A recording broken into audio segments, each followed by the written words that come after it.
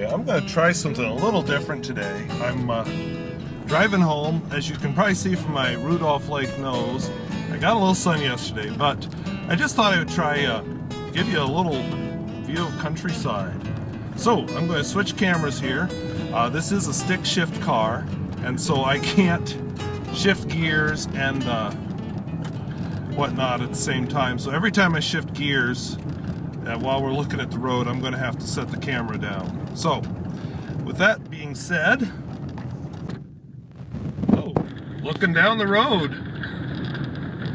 Actually, you know what? As long as I'm not doing any too weird of steering, I'm definitely going to stop doing this when I get out to where, because as you may have been able to tell there, I was having audio difficulties.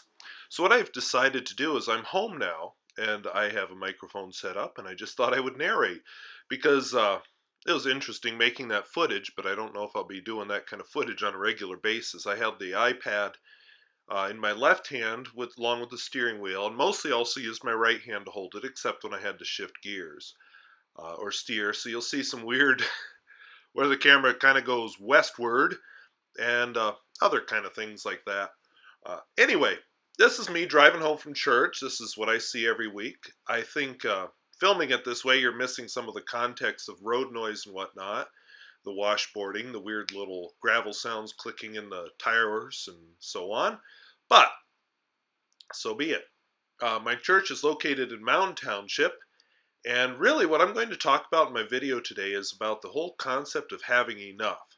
Now I'm going to do it in the context of fountain pens, but I'm definitely going to wander into other topics, and that's what I did when I filmed this. But as you heard with my little bit there, my thumb would go over the microphone on the iPad.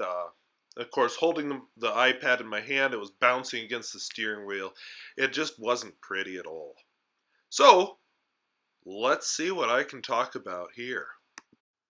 I think what really kicked this off is on Fountain Pen Network recently, there was a discussion, or maybe it was Fountain Pen Geeks, who cares?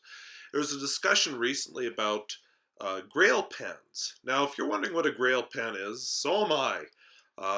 I always thought of the Grail pen as kind of like a goal pen. Other people define it as like that pen you're not likely to obtain, but would really love to obtain. So, I don't know. I guess you can take whatever definition you like. If I was going to go with unobtainable, I'd probably say there's a Visconti Opera Elements Air. I have always thought that was a really attractive pen. They're no longer made. You see them on eBay every so often for $300 or $400. I just not going to spend that kind of money on a pen right now. I suppose I could. But I'm going to call that my unobtainable pen. My goal pen, see, I'm avoiding that whole Grail pen thing so I don't tick people off. My whole goal pen has always been, I want a pen that when I write with it, the pen just disappears and I write, and then I look up a couple hours later and I just go, what? What happened? And I've been writing that whole time without even thinking about it. And I've got a few pens like that. My Lamy 2000 I'm in love with. I had a comment on one of my reviews of the Lamy 2000 from somebody who said I may be very close to finding my ideal pen, and I think he's right. I love that Lamy 2000. I just right now I don't know if I would buy a new pen and what it would be. There's no pen out there right now that I'm even thinking about. So I don't know what that means, but I may be there. But anyway, I like that Lamy 2000. I have a couple Pilot pens I just adore. Pilot Custom Ink 23 is amazing. I like my Pilot Justice a lot. I actually like a couple of the other Pilots too. So I'm just really happy with the pens I own right now. I love my Noodler's Conrads. I think I've mentioned that before. I just love them. I won't say I disappear into them, but darn, I love writing with them. They're just kind of fun. So, what do I mean about a Grail pen then? Well, I guess for me, I want to write. My whole deal is the writing. And I am very happy with the pens I have right now. I'll be doing some more reviews yet, but I'm going to have to go into other facets of the fountain pennage because I'm running out of pens. And I don't have a pen at the moment I plan on buying. Now that brings me to the real topic of the video though. This video is about enough. Not goal pen, not dream pen, enough. When I say enough, that means contentment. You're satisfied. And we live in a culture where we're encouraged to not be ever satisfied, to always want more, more, more, more, more. And sometimes, well, all the time, that's unobtainable. I've read a lot of studies, and I'm sure you've read them too, about people who win the lottery. And what a dream that would be. I can just imagine what I would do with lottery money. But as it turns out, people who win the lottery aren't as happy as you would think they are. It sounds so counterintuitive to me, but they end up very unhappy. There have been studies about how they'll lose the money, or the money doesn't bring them happiness. So I've read some other studies that kind of explain it. And what these other studies say is up to a certain level, money brings happiness. I mean, if I couldn't buy enough food, if I couldn't buy any of my wants, if I couldn't put gas in my car or whatever, I would be unhappy. So up to a certain point, more money brings happiness. True. Totally true. But after you reach that point, then you start to say, well, is more money bringing me more happiness? And the answer is no. After that, after your needs are met and enough of your wants are met, you need something else in your life. And money doesn't provide that. And that's where the word enough comes into this story. Now, I'm going to just sidetrack a minute. You might have noticed I'm coming up on a crossroads here. If I go south, I'll get to the highway eventually. I always come to church that way, but when I go home, I like to take this turn and just go off in a different direction. I started going this way when there was some road construction out on the highway, and I would go this way to avoid it. And what a nice route home it is. I just really like it. So that's why I'm going this way.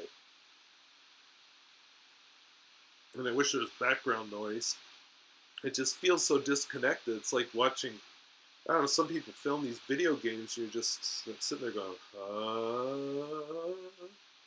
maybe it's because I'm not a gamer, but you need road noise. But I narrated this whole thing, but the narration is awful. Not because I'm rambling, because I'm rambling now, but because just the road noise was so horrific. And then I kept putting my thumb over the microphone. But anyway, back to the topic of enough. So enough means to me that you have your needs met and enough of your wants to be satisfied. Part of human nature is to better itself. And I think that is an important thing. That part of human nature is so easy to twist out of shape, out of all recognition. And businesses do that all the time. They first grab you when you're a kid and they say, you want this toy. You're not one of the cool kids if you don't have this toy. Your life will be so much more fun if you have this toy. And you want that toy and you bother your parents and bother your parents. And they actually encourage you to bother your parents. And, if you're lucky, your parents say no, except once in a while, of course.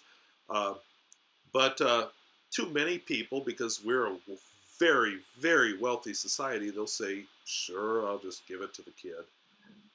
Excuse me. It'll make the kid happy. And, how sad. But anyway, looking at this video here, I just was slight sidetrack, but not really. I was just thinking about the first people who came out and settled this area. I just passed the driveway to a farm there. This guy's living in a nice house. He's got, his kids are all grown up now. But he raised kids in it. His wife's still there, of course.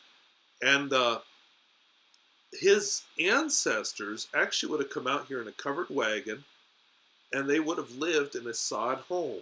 When my church first started, people met in the homes of all the church members, and they were sod homes. I have the photographs. I'm working on writing a church history, and it's just you look at these pictures and you just think, my goodness, people actually lived like that. And there are still, not very many, but still a very few people around who remember those sod homes. And they were tiny, they're dark, they're humid, they're uncomfortable, they're cramped. Uh, I make fun of my 672 square foot house. That would have been a palace to these people. And, my 672 square foot house actually was home to families at one time. So our view of what's enough has really been skewed. And part of that I'm blaming on business. Part of that I'm just going to blame on wealth. Is wealth a bad thing? I don't think so. I'm rich compared to most of the world. I mean, I may be just a teacher, and to the USA I may not be rich, but compared to the most of the world, I really am. So if I bring it back to fountain pens for a minute, because this is a fountain pen channel, how many are enough fountain pens? I have a case that holds 40 pens. It's not a full case by any means. Is 40 enough? Is 100 enough? Do I just keep buying my whole life and keep reviewing fountain pens? Well, I don't think so. My goal is to have enough fountain pens. Now here's what that means. By the way, go north on that road, that is nifty. And if you go north far enough, you'll get into that ponderosa pine forest. But anyway, back to the fountain pens.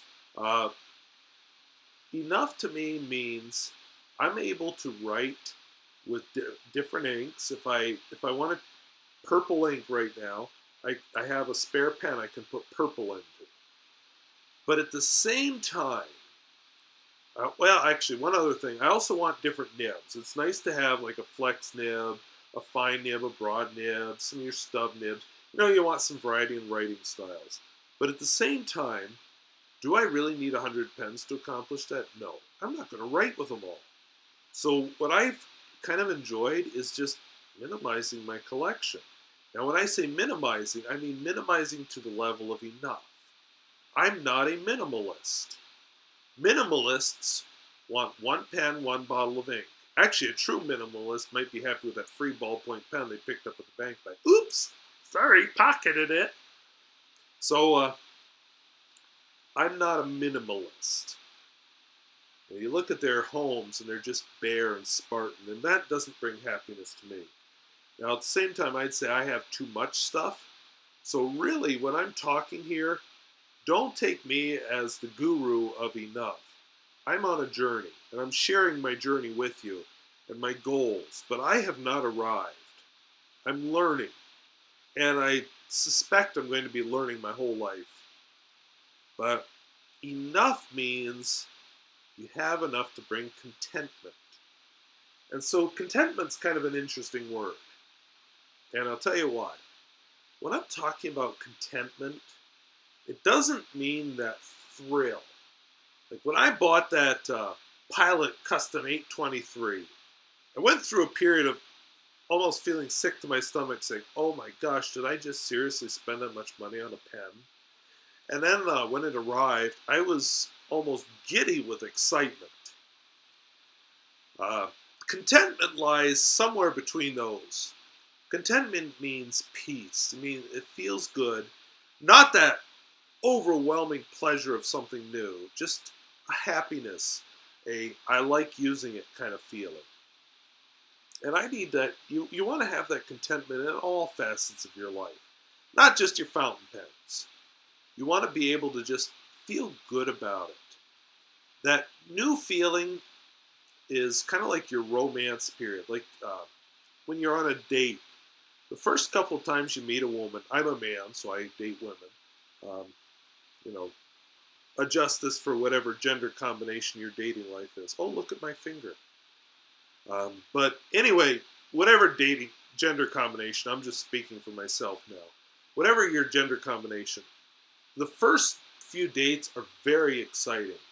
And then the longer you date somebody, the more you kind of take them for granted. And what you really want isn't that excitement of your first romance. What you want is something long term, a contentment, a happiness, a peace, a comfort with this person.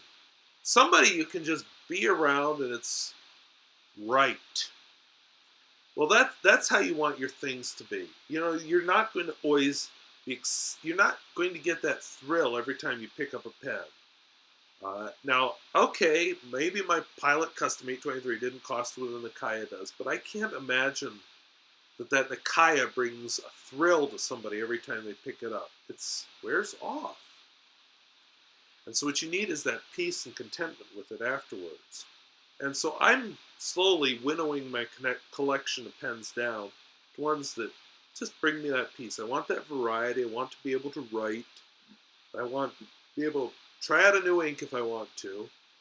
But I don't want so many pens that I'm distracted by the variety. You ever walk into a store, especially in the city, and you're just looking around and you go, because there's so much stuff all around you. It's too much variety. I actually sometimes hate shopping in the city just because the stores have too much. My small town store where I live is a little bit easier to shop in just because I don't have the selection. Now, every so often I want something weird. Like I went to Dickinson last Friday, I bought a dragon fruit. Good luck finding that where I live right now. But overall, I prefer to shop in my small town just because I can pick out stuff. I don't have to think about, oh, do I want the Haas avocado or the Mexican avocado? Oh, golly. You know, here in where I live, it's just avocado. You're lucky to have even that. So I'm looking around my living room right now, and it gets me thinking. I think what really brings me contentment is the ability to create and build and do. And I think that's really what you want to aim for. I'm looking right to my left, actually. I can see a photograph I took. It's actually three photographs I kind of layered together. It's one of my students, actually, but he's making a basket. And I got three shots of him making the basket. I layered them together into a single photograph. And that, that brings me contentment. The fact that I made that picture. Right beside it, there's a photograph of my church that I took. I used HDR, if you know what that is. It involves a little bit of technology. But probably, it's still, I was just asked to display one of my photographs. It's still probably my favorite photograph of any I've ever taken. It's just so unbelievably beautiful. I don't even know what to say that's intelligent about it.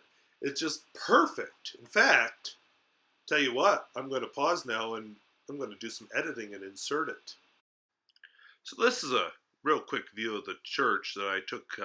Again, it's HDR, which if you know about that, that kind of averages your highs and your darks, and anyway, it brings out things you wouldn't ordinarily see. It makes it more like your eye. The only thing I'd change is me. This is the picture I took of the high school player where he's making a basket, and now we're back to the road. So, yeah. So I think enough really means not only are you content with what you have, but instead of looking at what you can acquire, you start looking at what you can do and what you can make and what you can produce. When I garden in the summer, which by the way I'm planting really soon here, I have to watch out for frosts. But when I garden in the summer, yeah, I might dig up some carrots and potatoes and stuff and say, look, this is something I produced. And you'd say, well, kind of nature and God produced that. It wasn't so much you. And you'd be right.